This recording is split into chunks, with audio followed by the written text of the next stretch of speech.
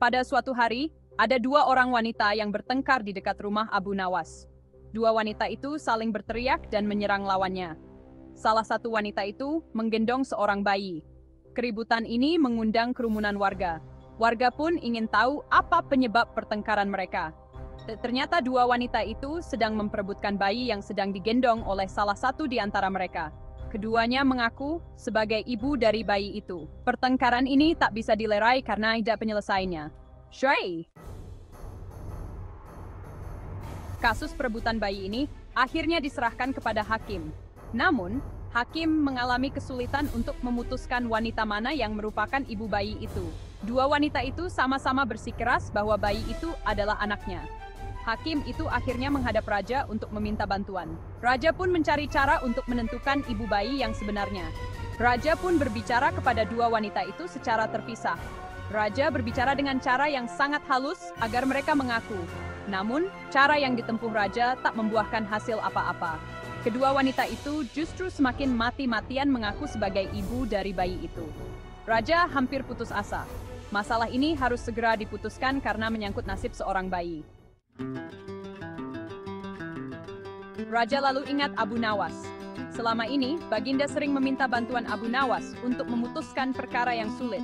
Abu Nawas pun dipanggil ke istana untuk menghadap sang raja. Raja menceritakan peristiwa yang terjadi. Raja meminta Abu Nawas untuk menyelesaikan masalahnya.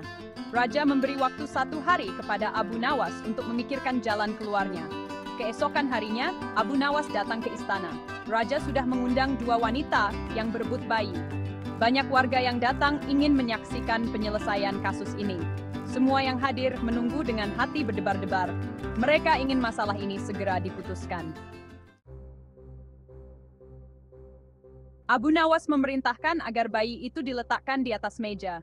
Lalu, Abu Nawas manggil Algojo untuk maju ke depan. Algojo itu membawa pedang di tangannya. Wajah kedua wanita itu tampak khawatir. Tatapan mata mereka tertuju kepada bayi yang diletakkan di atas meja. Abu Nawas bertanya kepada kedua wanita tersebut mengenai siapa ibu bayi yang sebenarnya. Bayi ini harus bersama ibunya yang asli. Salah satu dari mereka bukan ibunya harus mengalah. Namun, keduanya tidak ada yang mau mengalah. Masing-masing tak akan mau menyerahkan bayi itu kepada orang lain. Abu Nawas memutuskan akan mengabulkan keinginan kedua wanita itu dengan cara yang adil. Ia akan menyuruh Algojo untuk membelah bayi ini menjadi 2. Jadi masing-masing akan mendapatkan bagian yang sama. Abu Nawas pun minta persetujuan kepada kedua wanita itu. Semua orang yang hadir tercengang. Bagaimana mungkin seorang bayi dibelah menjadi 2? Wanita pertama tampak senang. Akhirnya masalah ini dapat diselesaikan dengan adil. Mereka akan sama-sama mendapat bagian yang seimbang. Ia pun menyetujui usul Abu Nawas. Sementara wanita kedua langsung menangis meronta-ronya. Ia menjerit-jerit histeris. Ia meminta agar Abu Nawas tidak membelah bayi itu. Ia akan menyerahkan bayi itu seutuhnya kepada wanita pertama.